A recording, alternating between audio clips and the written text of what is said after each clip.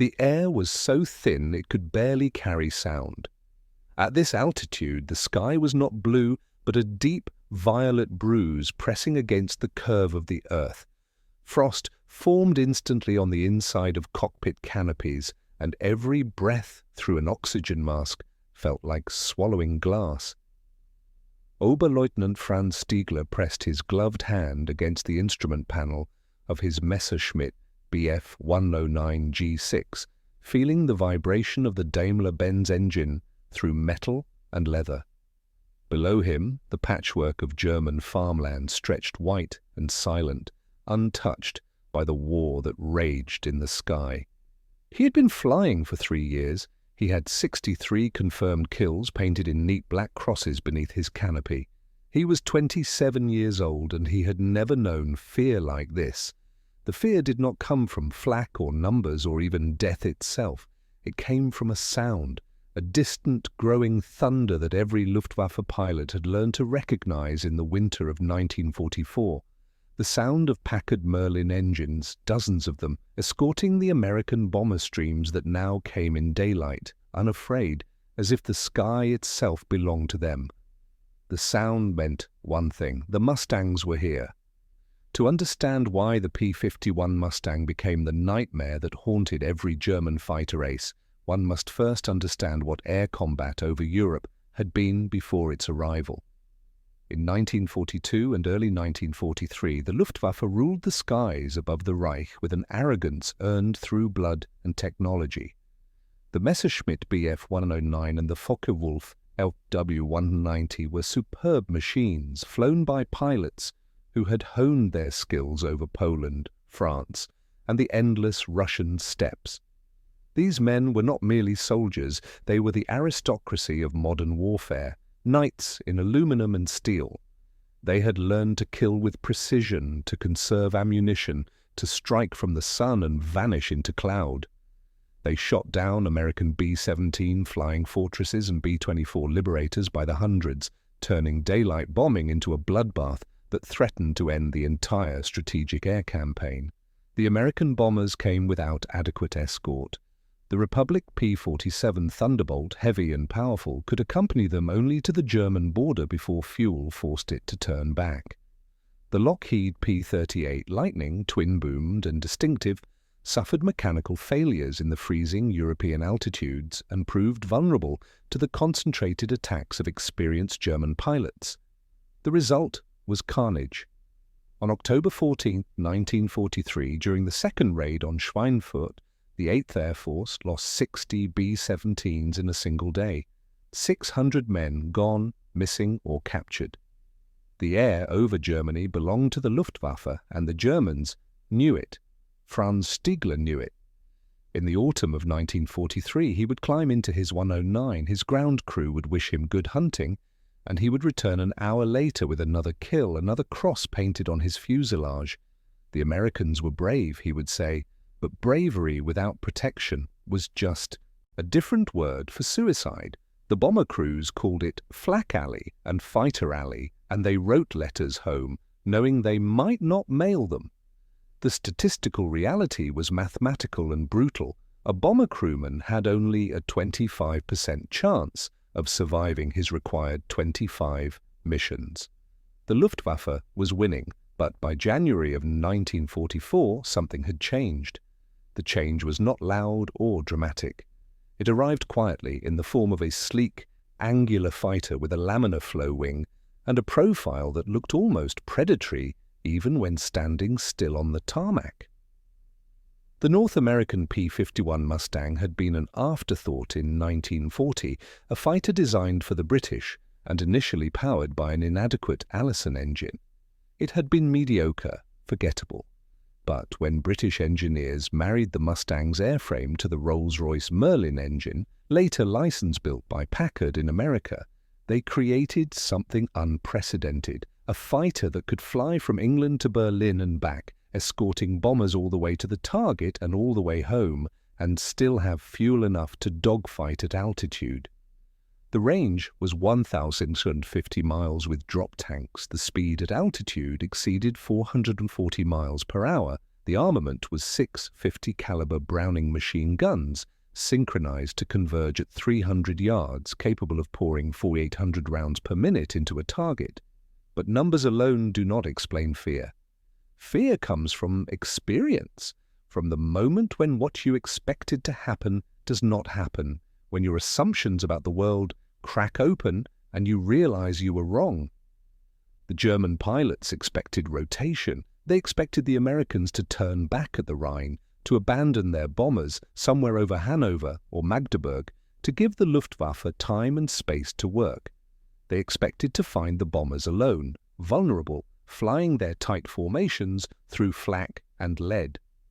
Instead, in January 1944, they climbed to intercept and found the bombers surrounded, above and below, by Mustangs that refused to leave.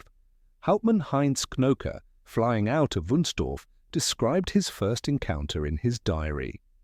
He had led his Staffel to hit a formation of B-17s returning from a raid on Brunswick.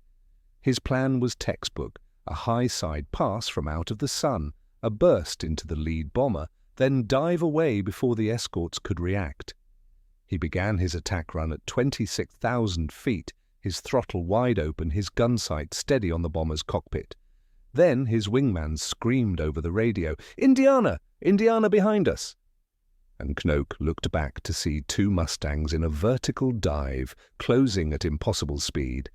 He had no time to fire. He broke left, pulled into a split S, dove for the cloud layer at 8,000 feet, and ran for home with his heart hammering in his chest. He did not fire a shot. He did not score a kill. He ran, and he was grateful to be alive. This became the pattern. The psychological transformation was swift and total. The Luftwaffe pilots, who had spent 2 years as predators, became prey. They stopped thinking about how to kill bombers and started thinking about how to survive the Mustangs.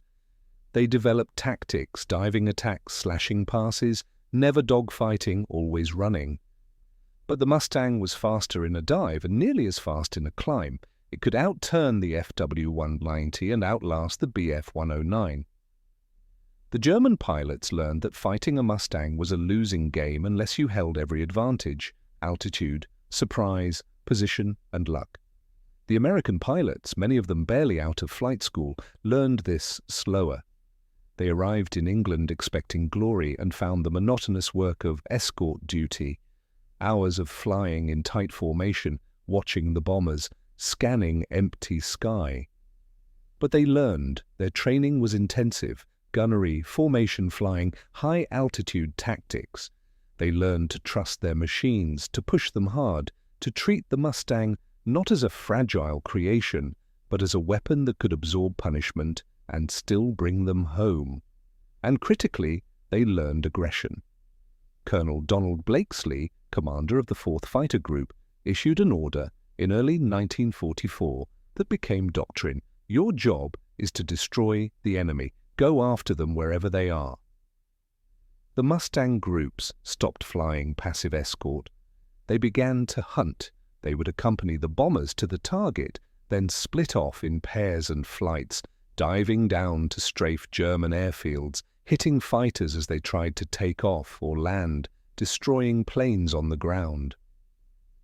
The Luftwaffe could no longer rest. They were being hunted in their own sky, over their own bases, and there was no safe place to land. Franz Stigler experienced this in March of 1944. He had engaged a crippled B-17 near Munich, a lone straggler leaking fuel and trailing smoke. It should have been an easy kill, a gift. But as he closed to firing range, he saw the waist gunner slumped over his weapon, blood frozen on the fuselage. He saw the tail gunner's position shattered, empty. He saw the pilot, visible through the shattered nose glass, young and terrified, fighting the controls. Stigler had been raised Catholic. He had a code. He did not fire. Instead, he flew formation with the crippled bomber, escorting it toward the North Sea, waving off German flak batteries, giving the American pilot a chance to reach England. It was an act of mercy that would have earned him a court-martial if discovered. But the reason he could attempt it at all was because there were no Mustangs in sight. Had they been there, he would have been dead before he made the choice. This was the paradox. The Mustang restored something human to a war that had become mechanical slaughter. Because the bombers now survived, individual acts of courage or compassion became possible again. The statistics confirmed it. Before the Mustangs, bomber losses averaged 10% per mission, unsustainable. By the spring of 1944, losses dropped to 2 or 3%. Bomber crews who had written themselves off as dead men began to believe they might survive. The Germans, who had grown confident in their invincibility, began to understand they were losing. The symbolic object of this transformation was not a weapon or a plane, but something simpler: fuel. The Mustang carried 269 gallons of internal fuel plus 2 108-gallon drop tanks. This was more than abundance. It was excess, a uniquely American approach to warfare that baffled the Germans. German fighters were designed for short-range interception, for economy, for the defense of a shrinking Reich. They fought with one eye always on the fuel gauge, knowing they had 20 minutes, maybe 30, before they had to break off and return to base. The Americans fought as if fuel did not exist. They could chase, loiter, wait, hunt. They had the luxury of patience. This abundance extended beyond fuel. American pilots who were shot down and captured were astonished to find themselves better fed than their German captors. The Red Cross parcels that arrived in POW camps contained chocolate, coffee, cigarettes, canned meat, luxuries that ordinary Germans had not seen since 1941. The Luftwaffe pilots noticed this too. They began to understand that they were not fighting an enemy. They were fighting an industrial colossus that could afford to waste, to overproduce, to send thousands of planes and millions of gallons of fuel across an ocean just to prove a point. The point was simple: we have more than you, and we will bury you in it. Oberleutnant Walter Krupinski, who survived the war with 187 kills, described the shift in his memoirs. In 1942 we were lions, in 1943 we were still dangerous. By 1944 we were rats in a corner, and the Mustangs were the cats. They did not just beat us in the air, they beat us in the mind. You would see one and you would think, where are the others? You would look behind, above, below. You stopped thinking about attack, you thought only of escape. And often there was no escape. The kill ratios bore this out. In 1943, the Luftwaffe maintained a kill-to-loss ratio of nearly 4.1 against American fighters. By mid-1944, that ratio had reversed. Mustang pilots were claiming 5, 10, 15 kills each. Aces emerged: Don Gentile, John Godfrey, George Preddy. Preddy alone shot down 26 German planes in a 6-month period, many of them in a single engagement on August 6, 1944, when he destroyed 6 Bf-109s in a running dogfight over France. The Germans had names for these men: the Red-Nosed Devils for the 382nd Fighter Group, the Tuskegee Airmen, whose Mustangs bore distinctive red tails and who earned a reputation for never losing a bomber they escorted. But the psychological toll was deeper than kill ratios. The Luftwaffe's training pipeline had collapsed. Experienced pilots died or were rotated to the Eastern Front. New pilots arrived with 30 hours of flight time, barely able to land, thrust into combat against Americans who had flown hundreds of hours and knew every trick, every tactic. The result was slaughter. Green German pilots would take off, encounter Mustangs, and die within minutes, their planes spinning into the forests of Bavaria or the fields of Saxony, adding to the count of wrecks that littered the Reich. The veterans knew this. They watched boys arrive, full of Nazi ideology and confidence, and they watched them burn. Franz Stigler flew less and less. He volunteered for ferry duty, for training assignments, anything to avoid the Mustangs. Other aces did the same. The Luftwaffe's highest-scoring pilots, men like Erich Hartmann on the Eastern Front, stayed in the East, where the Soviets still flew inferior planes and German skill could still prevail. The West was a graveyard. By the summer of 1944, the Mustang had achieved something no other weapon in the war had managed. It had broken the spirit of an elite force. The Luftwaffe did not collapse because it ran out of planes. Factories continued producing fighters until the final weeks of the war. It collapsed because its pilots stopped believing they could win. They flew defensive missions. They avoided combat. They saved themselves for a tomorrow that never came. There is a recording captured by American intelligence in late 1944 of a Luftwaffe briefing. The commander, whose name was redacted, tells his pilots, "Do not engage the Mustangs unless you have altitude and surprise. If you see them above you, run. If they see you first, run. If you are not sure, run. Your job is not to win. Your job is to survive long enough that they run out of pilots before we run out of planes." This was the voice of a defeated force, spoken 6 months before Germany surrendered. The Mustang did not win the war alone. Bombs destroyed German factories. Tanks rolled across France. Infantry fought through the Ardennes. But the Mustang won the sky, and in winning the sky, it broke the back of German air defense. By March 1945, American bombers flew missions over Berlin in daylight without encountering a single German fighter. The Luftwaffe, once the pride of the Reich, had been hunted to extinction. Franz Stigler survived the war. He emigrated to Canada, became an engineer, and lived quietly for decades. In 1990, he met the pilot of that B-17 he had spared in 1944, a man named Charlie Brown. They became friends. They appeared together at air shows, two old men who had tried to kill each other once and found mercy instead. Stigler was asked, in an interview, why he had not fired.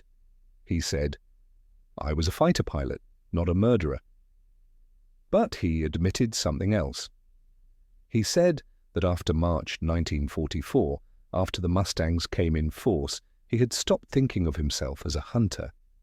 He had become something smaller, something afraid. "The Mustangs did not just beat us," he said. "They made us feel irrelevant." This was the deepest wound. The Luftwaffe had built its identity on superiority, on technical excellence, on the myth of the invincible ace. The Mustang shattered that myth, not by being invincible itself. Many Mustangs were shot down, many pilots died, but by being abundant. For every Mustang destroyed, 2 more appeared. For every pilot killed, 3 graduated from training. The Americans could afford to lose. The Germans could not. And in the arithmetic of attrition, the side that can afford to lose will always win. The Mustang's engine, the Packard Merlin, was itself a symbol of this abundance. Rolls-Royce had designed the Merlin in Britain, an engineering masterpiece of supercharging and metallurgy, but Britain lacked the industrial capacity to produce them in the tens of thousands. America did not. Packard retooled its factories, hired engineers, and began stamping out Merlins at a rate of 200 per day. Each engine required 14,000 parts, machined to tolerances of thousandths of an inch. Each engine cost $25,000 in 1944 dollars, roughly $400,000 today. America built 55,000 of them. This was not economy, this was overkill. This was showing the world that democracy, for all its inefficiencies, could mobilize resources on a scale that totalitarianism could not match. German pilots understood this on a visceral level. They saw the formations, hundreds of bombers, hundreds of Mustangs, silver and gleaming, flying in perfect order, replaceable, relentless. They looked at their own planes, patched and repainted, burning synthetic fuel made from coal because the oil fields were lost. They understood that they were fighting a nation that treated war as an industrial problem, solvable by production, by logistics, by the overwhelming application of material wealth. It was not heroic, it was not fair, it was simply crushing. The epilogue of the Mustang story is written not in aerial victories, but in what came after. When the war ended, the surviving Luftwaffe aces were interrogated by Allied intelligence. Many of them were asked the same question: what weapon or tactic did you fear most? Some said the radar-guided flak, some said the night fighters, but the majority said the Mustang, not because it was unbeatable in a dogfight, the FW-190D or the Me-262 jet could match or exceed it, but because it was everywhere, always waiting. It denied them rest, it denied them safety, it turned the sky above their own country into enemy territory. There is a photograph from May 1945 taken at a Luftwaffe base near Munich. The field is littered with wrecked Bf-109s and FW-190s pushed to the side of the runway, cannibalized for parts. In the center of the photograph, a lone Mustang sits intact, gleaming, a trophy abandoned by its American pilot when the base was overrun. German ground crew stand around it, touching the metal, peering into the cockpit. Their expressions are not anger or hatred, they are curiosity and something close to awe. This machine had beaten them, and now they could finally see it up close, understand it, measure it. One mechanic later recalled, "We thought it would be special, some secret. But it was just well made. Everything fit, everything worked. That was the secret. They built things that worked, and they built enough of them." This is the truth that the Mustang represented, the larger truth about freedom and abundance and the ideology that underlies them. Authoritarian regimes excel at focused, short-term mobilization. They can build wonder weapons, design brilliant strategies, inspire fanatical courage, but they cannot sustain. They cannot adapt. They cannot afford to lose and learn and rebuild. Democracies are slower, messier, full of argument and waste, but once mobilized, they are relentless. They do not build one superweapon. They build 10,000 adequate weapons. They do not create a cult of aces. They train a generation of competent pilots. They do not gamble. They grind. The Mustang was the embodiment of this philosophy. It was not the best fighter in every category. The Spitfire turned tighter, the FW-190 rolled faster, the P-47 could absorb more damage, but the Mustang could do everything well enough, and it could do it for 1,650 miles, and there were enough of them that losing one did not matter. This pragmatism, this refusal of perfectionism in favor of sufficiency at scale, is the heart of democratic warfare. It is unromantic, it is unglamorous, it is effective. Franz Stigler, in his final interview before his death in 2008, was asked if he thought the Mustang was the best fighter of the war. He paused for a long time. Then he said, "Best is the wrong word. The Mustang was the right fighter. It came at the right time. Flown by the right people, built by a country that could afford to build it. We had good planes, we had brave men, but we did not have enough, and in the end, enough is what wins. The Mustang taught me that." The sky above Brandenburg is quiet now. The contrails have faded, the engines have gone silent. The boys who flew and died there are old men or dust. But the lesson remains carved into the aluminum bones of the P-51 Mustang, written in the logbooks of 1,000 missions. Superiority is not born from perfection, but from persistence, from the capacity to endure, to replace, to return. The Luftwaffe aces feared the Mustang not because it was invincible, but because it was inevitable, a machine that embodied the industrial soul of a democracy at war, patient, abundant, and utterly without mercy.